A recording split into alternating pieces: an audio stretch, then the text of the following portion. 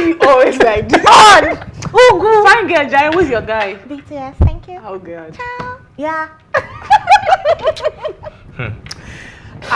It is well. Sorry, Jai. Who's your own guy? Don't say BTS, so. Don't say behind the scene. So. They're not behind the scene, they're back dancing and My mom. Bless Your mom's your Yes. guy. Okay. Scout You. Boys. Bless Proof Scout Boys. Oh, God. So, all right. So my guys is you people. So I don't know about you. Welcome back to the show. It's To TeaTime on PlusTvAfrica. Miles, the 8th one of the world, and the gang is here, and we're having so much fun because you guys are actually making it happen for. Do not forget, just in case you want to be part of the conversation, you will see the numbers scroll on your screen in just a bit, and you can just call and just tell us what you want to say, contribute to anything we're talking about. Now we have a little vox pop up we put together. Just a question we ask some people like. Because everybody's been going back in time and just reminiscing. Like, yesterday someone said she misses when she was still a child. She didn't have bills to pay. She was just at home. Now, if you were to give yourself, your younger self, an advice, what would you advise your younger self? Like your younger self from like, let's say 10 to 15 years ago. Let's say, what would you advise your younger self? Let's watch the video first. Let's see this video real quick. I will be back and let's see what people had to say about the advice they have for their younger selves. Let me back. Shoot less movies. I've made too many movies that I'm beginning to lose count, and I feel my energy is already dissipated at a very young age. So I would say shoot less movies. That's what I would tell my younger self right now.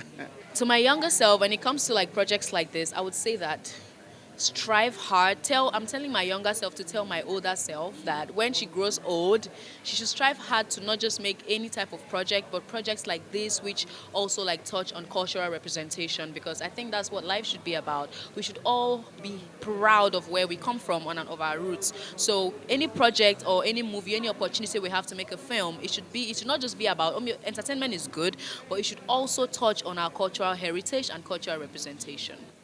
I would say breathe, everything is going to be all right.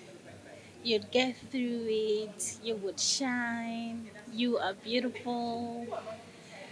Just keep believing God, basically.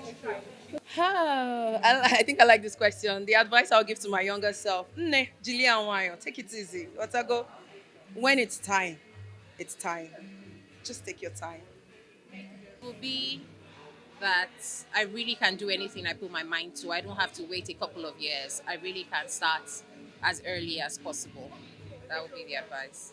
My advice I would give to my younger self is don't give everybody your jewelry from your treasure box, if you know what I mean. Not everybody deserves a piece of you, and if you give all your jewels away, you may wind up with an empty treasure box, and you don't want to be an empty vessel. And another thing I would tell my younger self is that always do your best and don't be too hard on yourself because you haven't reached where you want to be. Because God knows a perfect time.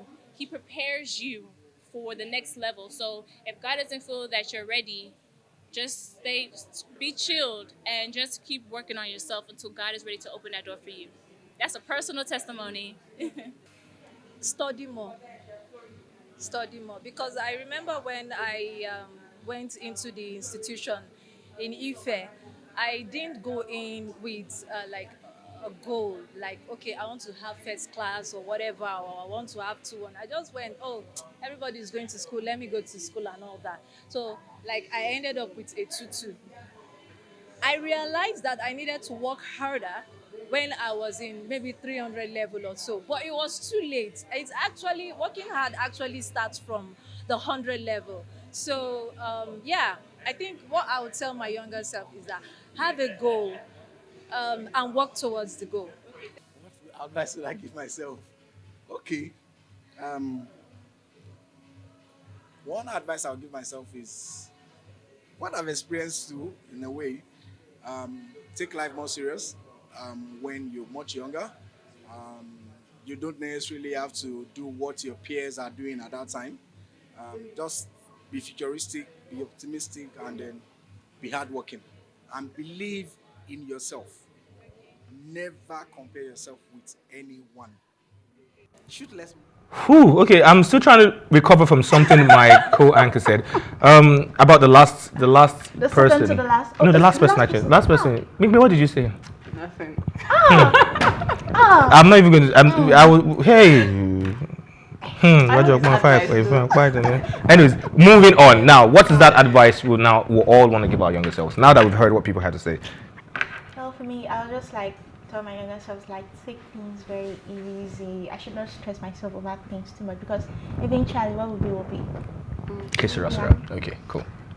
Don't compare yourself to anyone. Enjoy yourself. I mean, we have just one life. Enjoy. We do? Yes. Okay. Enjoy yourself and don't compare. Don't say, mommy, I want to buy shoe like this one. Buy my own shoe. Not like this one. And enjoy. Take life easy, one step at a time. So you don't believe in reincarnation? We're not here for that. So I think my advice to my younger self would be just live, just keep living as it comes. Just keep living, just live, just take your life as it comes. Just don't force it. Live your life, right? And stay on the right side of the law, which I always have. And your treasure box, according to that lady. Keep it. Keep God it. is jealous. Or your jewelry. So you don't end up with an empty treasure box. That was deep though. Like guard your very jewelry. And she said it was a personal story, so I don't know. We don't know what happened. So Away from that. yeah. Let's go into sports a little bit. As much as you guys don't really like sports, but we'll have to talk about it. It's not sports, but it is sports at the same time. Now, Isreal Adesanya, our own Isreal Adesanya, they call him the last style bender. He calls himself Omo Yorubani, right? From the UFC. Okay, he just won his rematch battle with against Alex Pereira recently. Now, when he lost initially, the first time he lost, Alex's son came into the ring and just pretended to faint, mimicking when Isreal fell down and passed out, right? So he just pretended mocking Isreal, and it was a really bad time. It was a really bad time for Israel's career and himself and all. When Isreal won recently, Isreal was looking, that guy is petty. He was looking for the guy all over he was looking for the boy's son, he was looking for Alex's son. Where is he? And he saw him like, oh, you. And he just pretended, he just did the same thing that the guy did, and he just fell, bam. Do you know, it was only that scene I saw where he pointed at the child, But, and I was and like, he fell. why would you do that to a To a child? child. What has happened? True. I was like, why would you do that to a child. child? And then I was like, no, that's not nice of Israel, blah, blah, blah. Until I saw the whole stuff video. about, like, okay, now I'm supporting Israel. Like, Do you understand? So, just like you said, a lot of things trailed that video, that thing he did. People said a lot of things. In an interview recently, Israel cleared, and I like the way the boy cleared it. This was what Israel had to say. I was just like, where is he? I'm gonna find him. I was like, I see his kid. Then his sister, I think, was holding them, shielding them because they were crying. So I was just like, bang. He's only a kid. I'm like, what? If I had a son and he came to the cage after 287 and then started to do that next to Pereira, I'd be like, what are you doing? Hey, come here. Apologize to that man. And then you see your kid doing that, you don't have the discipline to scold him. And then again, before the 281, you're in your car being like, oh, look what my son did. Luta contra o Adesanya em São Paulo, quando eu nocauteei ele. Eu tinha subido no ringue. If you're not gonna teach your kids manners and respect, I will. So I did him a favor. I did that kid a favor. Now he has a life lesson that he can hold on to forever and just remember that. I'm glad I did it, kids. Right. That's a good Right. one. That's an African man. Like, good you are not one. teaching your picking. I will teach your child. for Yeah, you. you know what they say about child that they didn't teach at home, they'll teach him outside of that kind of thing. That's what they did. I like that. Like, after seeing that interview, like, okay, he has a point. Like, what is wrong with you? Like, even the father couldn't go, like, what's wrong with you? Like, okay, this could be a competition or game to you, but it seems like this is our career. This is what we do. This is what puts food on your table, and this is what put a roof over your head. You don't mock people because they lost. And when Israel was going to beat the father, the knockout was terrible. It was a nice one. And he was terrible. The guy, and he even pitied the guy because when the guy was down, he just left. Like, if I hit you again, I might just injure you, or you might just die or something, or pass out. So he just left like, I won. And he looked, that boy, how will you remember that kind of thing? And he was looking for the boy. Okay, Like, oh, you're there. You. Nice one. That's the highest level of being faced. Like, What? Like, And it was like, when I saw the video, I was like, why would you do that? But you see, that's something about social media. That's why we should not learn to like judge things easily. Because look at when the story broke out, everybody was like, oh, why would you do that? A lot of people. Then now look at how the tables turned, and now everybody's like regretting, like, oh, I shouldn't have said this and everything. So when the boy was demonstrating the falling, I mean, he was so happy. He was happy. When he now pointed that he started crying. He was crying. So I should say, you know they pay. And crying and the mother is like, when he was doing that, where was the mother? Like, but that also brings us back to how we train our kids and our children, what we expose them to, what we tell them, how we teach them, the kind of cultural values we imbibe in them. Not just don't let everything just pass. I've been to places where I see parents just allowing their kids get away with almost everything, and I'm cringing in my seat like, can you just give them back? But like, and like, no, don't worry. Stop that. Stop. My kid. When the kid does something to a stranger, be like, oh, sorry, it's just a kid. Like, he's just a what? If I look at you one way, you know. That's African mothers. You will know. You know to sit down. You don't just do something. So yeah, parents, we can do better, right? We can do better. Yes, you're happy your dad won. Obviously, I'll be happy my father or my brother or whoever won, but not for you to come into the. Even his dad was encouraging. Look at what showing people like, I see what my son did. Like, oh, what's that? The son said, if you when Nigerians say, I will beat your papa, that's what happened. Literally, they beat your papa. There's this other man, no mommy ever do. That was right. Mommy did not do because mommy was crying. Anyway, so that's it with Israel. We have to touch a little bit of sport. Let's go to this one, which I don't really understand. The reason why I don't understand this story so much is because somebody's involved, which is Nedu. It's on that pandemic table they call a podcast. I don't even know. I don't want to give them a hype. So Big Brother Naija star Ike Onyeme has claimed that different men told him that they had a intimate relationship with his girlfriend. The reality star dropped the bombshell while featuring as a guest on the latest episode of that talk show. He recounted how men who had something with his girlfriend would just come up to him and out of mockery and say, that girl what he did with. Now, that's not the problem. Him saying all this is not even the problem. The problem now is people are trying to understand, is it the girlfriend we all know, which was Messi Ike, the winner of that particular... Definitely. For him to go to that that pandemic table to make that statement. Yes, for him to go to that place and make that statement, definitely, because stemming from previous brouhahas that they had, has been making, how he has been calling out. Is that even calling out like? And when people come for you, be like, he didn't mention names. No. Like the way he has been against. I think it's against Big Brother Naija women. Like say, Dallas like this, that going there for prostitution and stuff. Right. So for him to mention that person, it's so obvious that the statement was making is towards Messi. Because who else is his popular ex-girlfriend that we know? Because And then it will be like he has been beating them up. Then there are some that he can't even face because they are chairman. But I feel. See, men that make excuses like this, I feel like they're just pained about the situation. Fine. First of all, he's pained. Secondly, is insecure because, and thirdly, I think he's trying to use that to console himself. Yeah. So, but I don't know why men always have this feeling like, when women does things.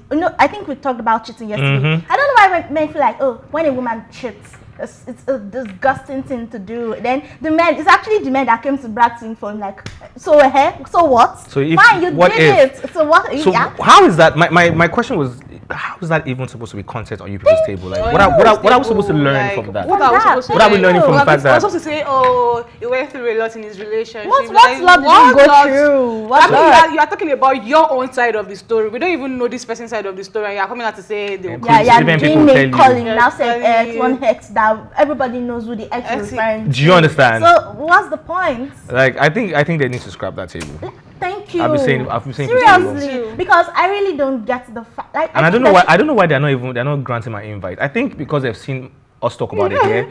They're not going. I really want them to grant my invite. Someone made a comment on it on Twitter. Somebody said, I don't know why Nedu sees every woman that people sleep with, but he never for once caught anybody. Why? I Yeah. I think that statement came after. And then people were like, finally, somebody said it. Somebody had to say it, right? Yeah, I think that statement came when he said that there are some girls that is taking some women in the church and everything. And that person said, oh, same way you could see other people's but you couldn't see yours. Under your nose. You could not see. Anyway, something that's also, let's just leave them with their pandemic table. We wish them the best. Something that's, let's just wrap this up with this. Something that's happening around that is right under our nose, and it's really a serious situation in Nigeria right now, is drug abuse, drug usage. Now, Nigerian medical expert, he's also an influencer, Dr. Chinso Igimba. Igimba. I hope I didn't murder that. Better known as Aproko doctor. I met him recently and we had a very good conversation. Has raised an alarm over the rising causes of drug abuse, cases of drug abuse among Nigerians. He said we are going to need more rehabilitation centers and anti-drug campaigns. We have a drug pandemic on our hands. Guess where the videos are being circulated more? TikTok online. It's everywhere.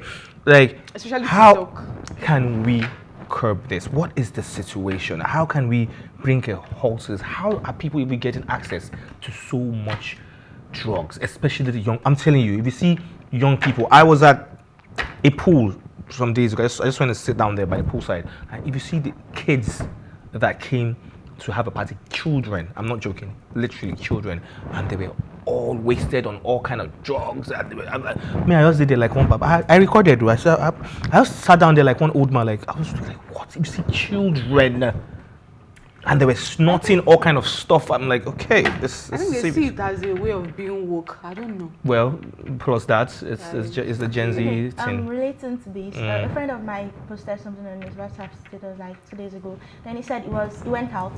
So I think he went for an interview. So while waiting for like to get to their turn, so they went to like get Coke.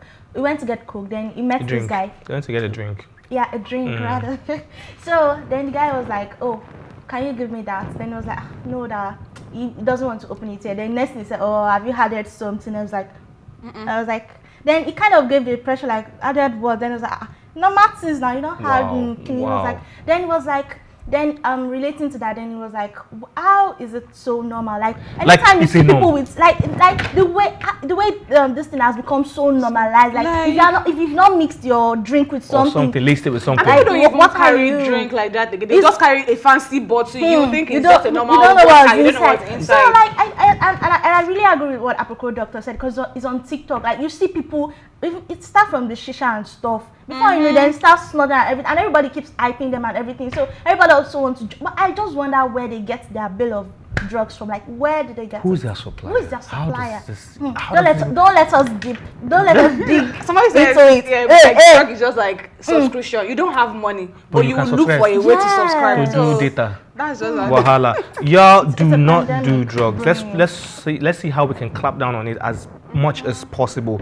It starts from every single person around us. And the thing is that if someone like you and I just say, oh, they'll say, bros, I beg, mind your business. Like, and their parents are not even saying anything. So who are we to? Most parents don't even know about it. I heard some parts of the east, some parts of the east, and when they see any group of boys or girls doing drugs, people bring them out and flog them and take them to their house. I heard so I think in Anambra or something, flog them, take them to their houses. But they're literally destroying their lives. Seriously.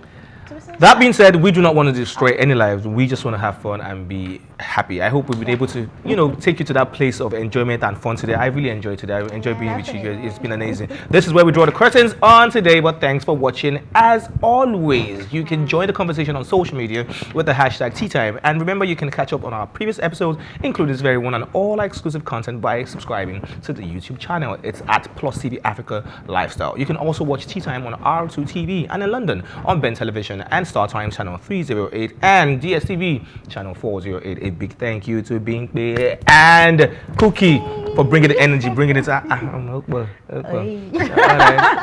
right. We gotta go. But guess what? Tomorrow is another day. Same time, same station, same place. We will be back. Do not drink and drive. Put God first, and the rest is history. Drink a lot of water. And mind your business. We out.